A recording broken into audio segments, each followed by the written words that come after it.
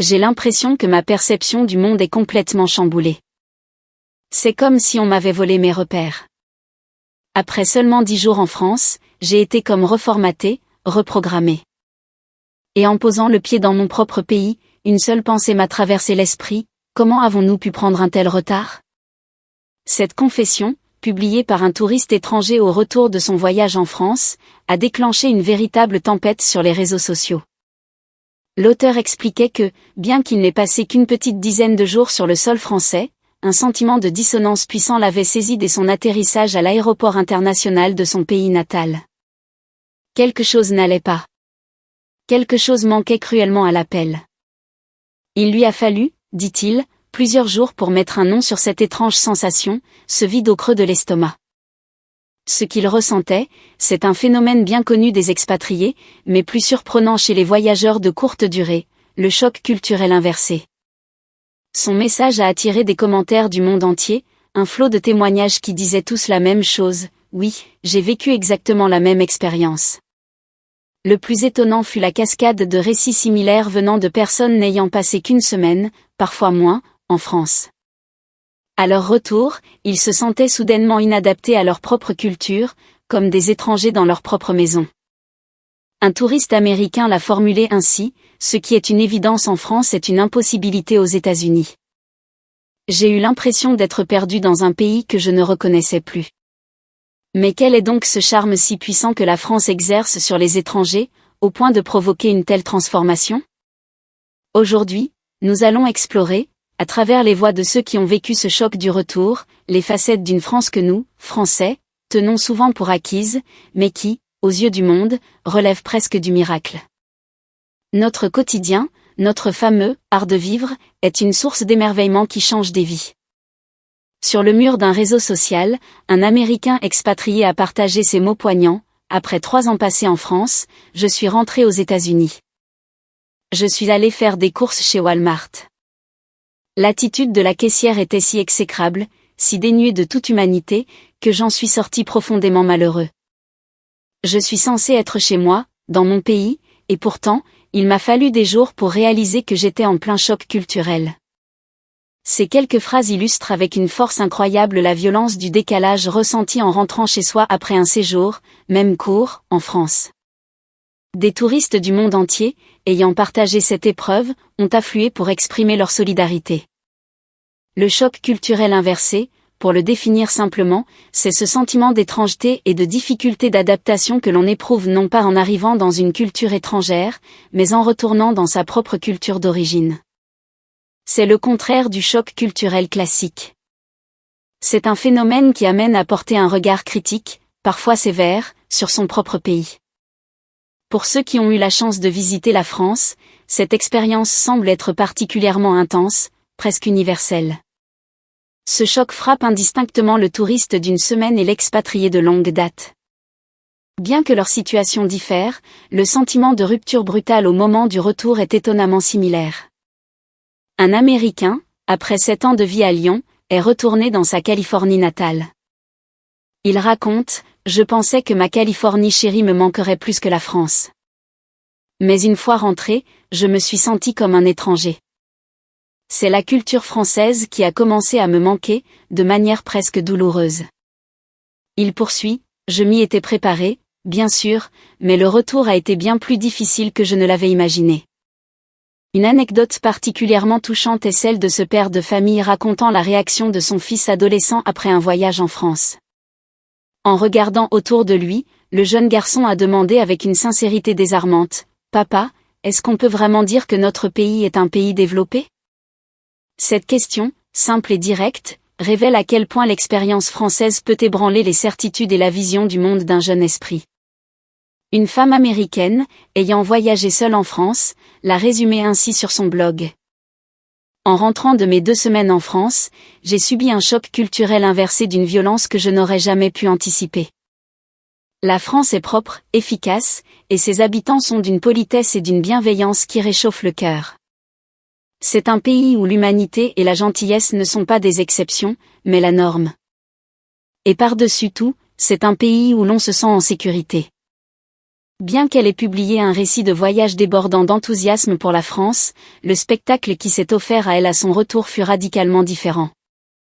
Les déchets qui jonchent les rues, le sentiment d'insécurité dans les parcs publics, le bruit assourdissant et l'agitation dans les restaurants. Toutes ces différences avec la France m'ont forcé à remettre en question mes propres valeurs. Le contraste abyssal entre l'environnement français et américain l'a laissée stupéfaite. Liam, un Britannique rentré au Royaume-Uni après avoir vécu 6 ans à Paris, a connu une expérience similaire. La première chose qui m'a choquée, ce sont les déjections canines sur les trottoirs. Avant de vivre en France, je n'y prêtais même pas attention. Aujourd'hui, en voir une me fait sursauter. C'est un détail, mais il est révélateur. Il résume son expérience française en disant « Mon séjour en France a changé ma vie ». C'est devenu un tournant qui m'a poussé à réfléchir sérieusement à la manière dont je voulais vivre mon avenir. Comme lui, un nombre surprenant d'étrangers voient leur voyage en France se transformer en bien plus que de simples vacances agréables. C'est une expérience qui modifie leur perspective sur la vie. Mais alors, quelle est cette image de la France qui s'imprime si profondément dans leur esprit, et quel est ce sentiment de perte qu'ils éprouvent à leur retour? Concrètement, qu'est-ce qui leur manque tant? D'abord, et c'est un point sur lequel presque tous les visiteurs étrangers s'accordent, il y a cette chaleur humaine, cette fameuse politesse, que l'on retrouve partout dans la société française. En France, où que vous alliez, les gens font preuve d'une courtoisie et d'une amabilité sincère. C'est une observation partagée par les touristes du monde entier. Un témoignage partagé sur un forum raconte cette anecdote simple mais parlante. Un touriste étranger, perplexe devant un distributeur de billets de train à la gare Montparnasse, voit un employé de la SNCF s'approcher avec un sourire. Sans même qu'il ait à demander de l'aide, l'agent lui a expliqué patiemment le fonctionnement de la machine, et a même effectué la transaction pour lui. Un autre touriste, singapourien cette fois, raconte son étonnement dans une petite supérette de quartier. J'avais acheté pas mal de choses. La caissière a pris le temps de séparer mes achats chauds de mes achats froids, les boissons des aliments. Elle m'a demandé avec bienveillance si je souhaitais qu'elle me réchauffe mon plat, et m'a même donné des couverts et des serviettes supplémentaires. Ce niveau d'attention aux détails m'a complètement bluffé. Le service en France est unique, il a une âme, une chaleur. Cette phrase a trouvé un écho planétaire. De nombreux étrangers sont unanimes, une fois que l'on a goûté au service à la française, empreint d'humanité, il est impossible de revenir en arrière. L'expérience française a drastiquement élevé leurs attentes et a changé leur définition même de ce que doit être le service. Ce qui est particulièrement fascinant, c'est que les Français ne semblent pas faire d'efforts particuliers. Cela leur vient naturellement. L'excellence du service en France ne réside pas dans des procédures standardisées ou des scripts appris par cœur, mais dans cette attention spontanée, cette volonté sincère de bien faire, que chacun exprime à sa manière. Aux yeux des étrangers, cela apparaît comme un comportement naturel, profondément ancré dans la culture et la société. Que ce soit lors d'une séance de shopping dans un grand magasin, à la réception d'un hôtel, en dînant dans un bistrot de quartier ou en prenant un taxi, les touristes sont constamment touchés par cette attention délicate. Sur son blog, une touriste décrit son expérience d'achat aux Galeries Lafayette comme un moment de « pur plaisir », ému par le sourire sincère de la vendeuse, la manière dont elle lui a tendu la monnaie à 2 mains, et le chaleureux « merci » et « bonne journée » qui a accompagné son départ. De plus, cet esprit d'entraide en France dépasse la simple satisfaction du client. Il est perçu par beaucoup d'étrangers comme une valeur fondamentale, enracinée dans la société tout entière. Mais la chaleur humaine française ne se limite pas au commerce. C'est au contact des gens ordinaires que les étrangers sont le plus profondément touchés. James, un journaliste canadien, raconte qu'il se souvient encore, avec une clarté cristalline, d'une expérience vécue il y a 15 ans. À une époque où les smartphones n'existaient pas, il s'était perdu dans les ruelles de Montmartre. Un Parisien, voyant son désarroi, a changé ses propres plans, l'a accompagné à pied pendant près de 20 minutes pour le remettre sur le bon chemin, lui indiquant au passage sa boulangerie préférée. Bien sûr, il y a des gens gentils dans tous les pays du monde, dit-il, mais quelqu'un qui met sa propre journée entre parenthèses juste pour guider un étranger, c'est quelque chose de rare. Pour moi, c'est un exemple parfait de la générosité des Français. Il ajoute qu'au cours de ses 4 années passées en France, il a vécu des dizaines de situations similaires. Il se souvient notamment d'une Française qui avait passé 30 minutes avec lui dans le métro, juste pour s'assurer qu'il arrive à la bonne station, alors qu'elle allait dans la direction opposée. L'étranger, bouleversé par cette gentillesse, avait même appelé sa mère par téléphone international pour lui raconter l'anecdote. « Maman, les Français sont incroyables. Je me suis perdue, et une femme m'a accompagnée jusqu'à la station que je cherchais, même si ce n'était pas du tout son chemin. » Ce qui peut sembler normal pour un Français, pour un étranger, un geste d'une générosité et d'un charme immense. Il y a aussi cette autre histoire. Un couple de touristes, dépliant une carte au milieu d'un marché provençal, a été abordé par une dame âgée. Celle-ci a passé plus d'1 heure à leur faire découvrir les spécialités locales, les emmenant d'un étal à l'autre. À la fin, lorsque les touristes ont voulu lui donner un pourboire pour la remercier, elle a fermement secoué la tête en disant « Non, non. Profitez bien de la France, c'est tout ce qui compte. » Refusant l'argent, elle a accepté à la place une étreinte sincère. Le touriste raconte, après cet épisode, je n'ai plus jamais essayé de donner un pourboire en France. Un Australien partage une expérience similaire, je me sentais complètement perdu dans le labyrinthe de la station Châtelet-Léal à Paris. Un homme en costume, probablement un cadre pressé, s'est arrêté pour m'aider. C'était il y a 5 ans, lors de mon dernier jour en France. Sans lui, j'aurais manqué ma visite de la Tour Eiffel. Je serai reconnaissant envers cet homme toute ma vie. Marcus, un Allemand, raconte sa rencontre avec une Française en Espagne. À l'époque, elle lui avait dit « Il faut absolument que tu viennes visiter la France ». Il pensait que ce n'était qu'une formule de politesse. Mais lorsqu'il est réellement venu en France et l'a contactée, elle fut folle de joie. Elle a insisté pour lui faire visiter sa villa scooter, et quand elle a appris dans quel quartier il logeait, elle lui a envoyé une liste détaillée de ses bistrots préférés et des marchés à ne pas manquer. Nous n'avions discuté que brièvement pendant nos vacances. Un Allemand n'aurait jamais fait ça. On dit souvent que les Français sont chaleureux, et je pense que c'est absolument vrai. Une fois qu'ils vous considèrent comme un ami, ils vous accueillent comme un membre de leur famille. Et cela ne s'arrête pas au service en boutique. Une Française raconte que lors de son premier achat dans une boutique de luxe, la vendeuse l'a accompagnée jusqu'à la sortie, portant son sac, et en a profité pour lui indiquer le meilleur salon de thé du quartier pour goûter un macaron. Ce geste l'a profondément touchée. Un Canadien a une histoire encore plus incroyable. 1 an après avoir acheté une chemise dans une petite boutique du Marais, un bouton est tombé. Je suis allé dans un atelier de retouche à proximité. La couturière, une dame charmante, a non seulement accepté de la réparer, mais comme le modèle n'existait plus et qu'elle n'avait pas le bouton d'origine, elle a passé un temps fou à trouver le bouton le plus ressemblant possible. Et le prix de la réparation était dérisoire. Grâce à cette expérience, je suis tombé amoureux de la France. Ces histoires de chaleur humaine et de gentillesse sont innombrables. Au-delà de la gentillesse de ses habitants, c'est toute la culture gastronomique française qui fascine les étrangers. Ils sont particulièrement stupéfaits par l'excellent rapport qualité-prix et la simplicité de la restauration. Un touriste italien confie avoir été ému par la carafe d'eau gratuite servie dans les restaurants français. En Italie, commander de l'eau est toujours payant. En France, c'est un droit, une évidence. On vous apporte une carafe sans même que vous ayez à le demander. Beaucoup de bistrots proposent aussi un menu du jour avec entrée, plat et dessert pour un prix défiant toute concurrence. C'est quelque chose qui n'existe pas dans d'autres pays.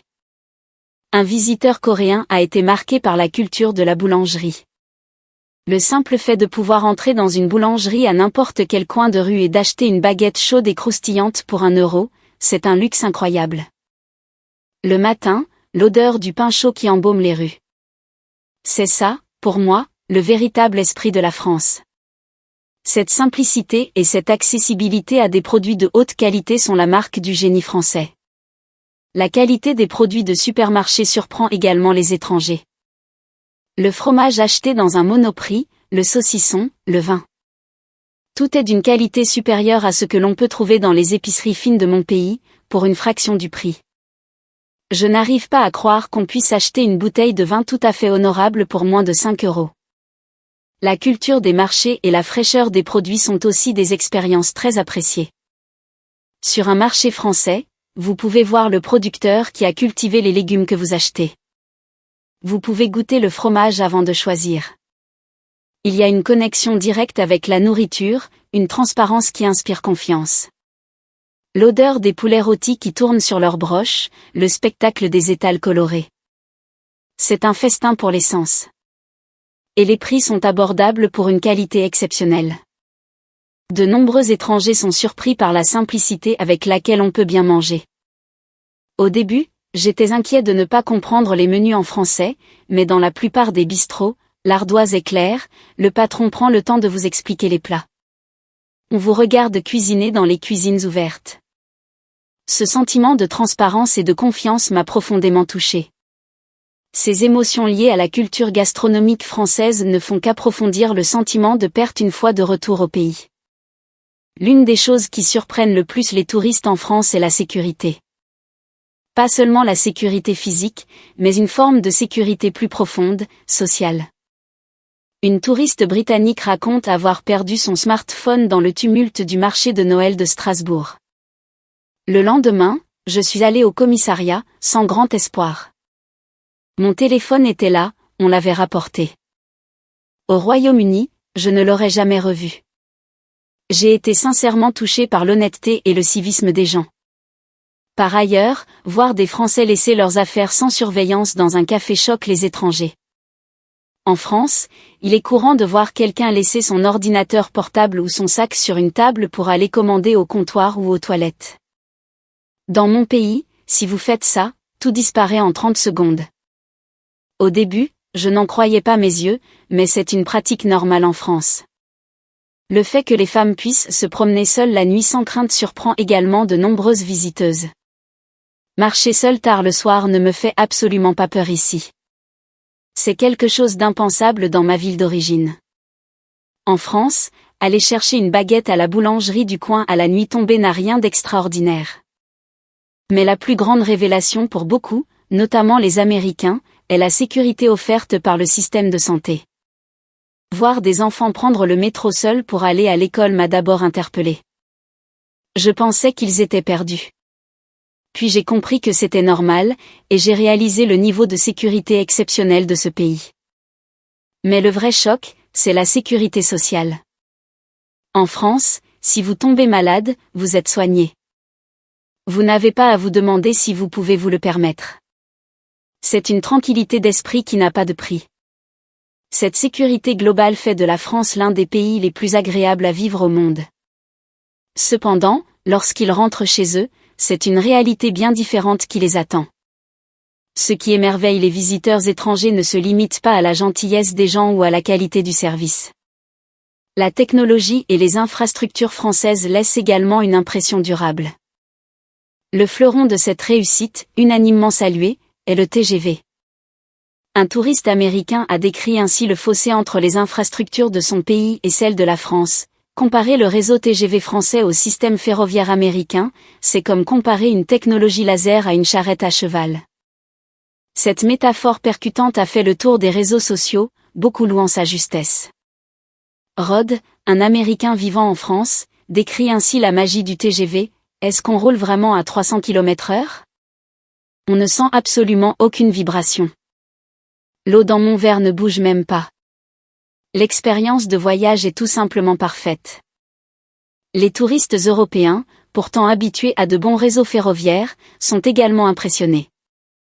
C'est incroyable, le TGV est si confortable qu'on ne sent pas la vitesse. Rallier Paris à Marseille en à peine plus de 3 heures, cela rend possible des allers-retours dans la journée. Grâce à une conception parfaite, les passagers oublient qu'ils se déplacent à une vitesse prodigieuse. De même, l'efficacité, la ponctualité et l'incroyable propreté du métro parisien marquent les esprits. Un magazine de voyage britannique a publié cette description saisissante. Dans le métro de Londres, la présence de rats et de détritus est la norme. Dans les stations de métro parisiennes, le sol est si propre qu'on pourrait s'y voir. De plus, l'interdiction de manger et de boire dans les rames garantit leur fraîcheur permanente. Ce qui émeut encore plus les étrangers, c'est l'ordre et la discipline qui règnent dans le métro. Sur les quais, les gens forment automatiquement des files d'attente ordonnées pour laisser descendre les passagers avant de monter. C'est presque magique. Ils maintiennent un niveau d'ordre inimaginable dans d'autres pays. Rhodes s'étonne encore plus de la culture des places prioritaires. Même si la rame est bondée, les gens laissent instinctivement les sièges de couleur vacants, ou se lèvent immédiatement dès qu'ils voient une personne âgée, une femme enceinte ou une personne à mobilité réduite. Cela montre le respect et la bienveillance des Français envers autrui. L'éloge de la praticité française ne s'arrête pas au transport. Les étrangers sont unanimes à louer la densité et la polyvalence des services publics et des commerces de proximité. Je pourrais passer des heures dans une pharmacie française. Je voudrais en ramener une dans ma valise. Plaisante une touriste. L'un des services les plus appréciés est la poste. Un touriste utilisant pour la première fois un automate pour affranchir son courrier, envoyer un colis et même gérer son compte bancaire a soupiré d'admiration, cette simplicité est tout simplement magique. Un voyageur de retour en Australie après 15 ans d'absence a posté ce message: le plus dur, c'est l'absence de ces boulangeries magiques qu'on trouve à tous les coins de rue en France, ouvertes tôt le matin et tard le soir, où tout est délicieux. Liam, rentré en Angleterre après 6 ans en France, partage ce sentiment: les toilettes publiques dans les gares ou les grands magasins français sont incroyablement propres. Il y a même souvent un voyant lumineux qui indique si la cabine est occupée. Et le fait que leur utilisation soit gratuite est tout simplement incroyable. Depuis que je suis allé en France, je me suis habitué à ce confort. J'aimerais tellement que l'Angleterre s'en inspire, soupire-t-il. Un touriste canadien a également été ému par les toilettes publiques françaises. Au Canada, il est très difficile de trouver des toilettes propres. En France, il y en a partout, dans les gares, les grands magasins, et elles sont impeccables. On en trouve même dans les supermarchés et les stations-service. Le fait qu'elles soient gratuites et accessibles partout m'a bouleversé. Par ailleurs, le système unique du pass Navigo ou des cartes de transport régional est une autre source d'étonnement pour les étrangers. Une seule carte pour prendre le bus, le métro, le RER, et même louer un Vélib. C'est d'une simplicité géniale. L'expérience du taxi en France laisse également une forte impression. Les chauffeurs ne sont pas toujours les plus loquaces, mais ils sont d'un professionnalisme impeccable. Ils connaissent leur ville sur le bout des doigts, trouvent toujours le chemin le plus rapide et vous aident avec vos bagages. La plupart du temps, ils engagent la conversation, vous demandent d'où vous venez, vous conseillent des restaurants. Cette touche humaine est quelque chose qu'on ne retrouve pas dans beaucoup d'autres pays. Après avoir fait l'expérience de cette France pratique, technologique et profondément humaine, les étrangers, au moment de rentrer chez eux, sont confrontés à une réalité brutale. Le choc culturel inversé commence dès l'aéroport. De nombreux touristes étrangers sont décontenancés par l'accueil au contrôle d'immigration et de sécurité dans leur propre pays. Pour beaucoup, la réalité du choc du retour se matérialise dès l'aéroport. En France, à l'aéroport Charles de Gaulle, le personnel et les volontaires vous guident avec gentillesse. Si vous semblez perdu, quelqu'un vient immédiatement vous demander si vous avez besoin d'aide. Mais dès que je suis rentré chez moi, l'agent d'immigration était froid, ses questions étaient robotiques. Au contrôle de sécurité, on vous aboie des ordres sans explication, on vous fait attendre sans un mot. À Roissy, je me sentais traité comme un être humain. Dans mon pays, j'avais l'impression d'être redevenu un simple numéro. Un Américain de retour à Toronto raconte: en France, le personnel vient toujours rapidement vous aider. Cela m'a fait tellement plaisir. De retour à Toronto, je me suis perdu dans l'aéroport et il n'y avait absolument personne pour m'aider. Un autre touriste rapporte une expérience similaire: dans mon pays, le personnel de l'aéroport fait juste son travail, c'est une chaîne de montage. Mais en France, où que j'aille, le personnel offrait un accueil exceptionnel. Les difficultés du retour se manifestent ensuite dans toutes les scènes de la vie quotidienne. Une Américaine de retour aux États-Unis décrit son expérience au restaurant. En France, le serveur vient spontanément vous demander si tout se passe bien, il remplit votre carafe d'eau sans que vous ayez à le demander. De retour aux États-Unis, il faut l'appeler plusieurs fois avant qu'il daigne se déplacer. J'ai vu notre serveur discuter longuement avec une table de jeunes femmes à côté, tout en nous ignorant superbement. De plus, en voyant des employés servir des clients tout en étant au téléphone, ou en discutant avec leurs collègues de la caisse voisine, les rapatriés ne peuvent cacher leur perplexité. C'est une scène inimaginable en France. Là-bas, même débordé, un employé s'adresse à chaque client avec courtoisie et termine toujours par un « merci » et un « bonne journée ». Beaucoup de rapatriés se disent également déçus par l'absence de services attentionnés dans les librairies ou les magasins. En France, quand vous achetez quelque chose, on vous demande systématiquement si vous avez besoin d'un sac, on emballe soigneusement vos achats. Chez nous, ce genre d'attention n'existe tout simplement pas. Un New-Yorkais ayant vécu à Paris et récemment rentré chez lui se lamente, « La seule chose que je ne supporte plus, c'est le métro de New York. » Un touriste australien évoque la ponctualité des transports, « J'ai grandi à Sydney, mais les horaires de train ne sont qu'une vague suggestion.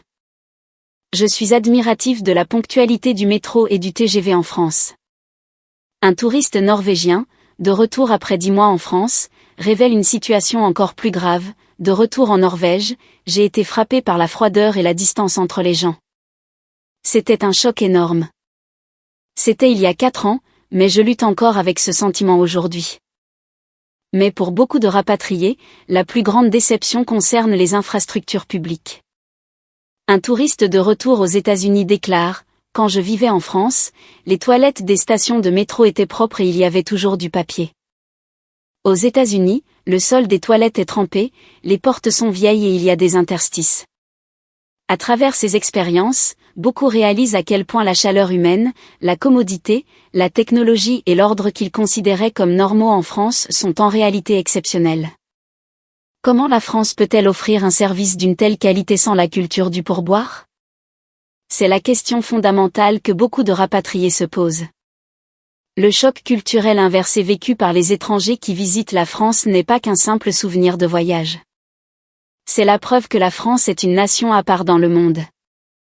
Sur les 193 pays de la planète, aucun autre ne parvient à combiner à un si haut niveau la chaleur humaine, la praticité et la sécurité.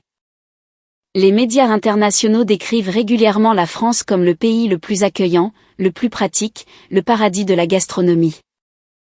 Le sentiment de perte que ressentent les étrangers à leur retour vient précisément du fait qu'ils ont fait l'expérience de quelque chose de spécial, une expérience qui ne peut être vécue qu'en France. Dans de nombreux pays, pour obtenir un service de qualité, il faut payer un pourboire généreux. En France, on reçoit un traitement empreint d'humanité sans qu'il soit question d'argent. Le respect de l'humain, la quête de la praticité, la tolérance envers autrui, la passion, le travail acharné. Ces vertus sont bien vivantes dans chaque recoin de la société française. Le monde entier aspire à cette France que nous habitons. Grandir dans cette culture, vivre chaque jour dans ce pays est une chance inestimable. Nous vivons dans une nation que le monde nous envie. Soyons fiers, du fond du cœur, de vivre dans ce pays merveilleux. Merci de m'avoir écouté. Si cette vidéo vous a plu, n'hésitez pas à vous abonner et à laisser un pouce bleu.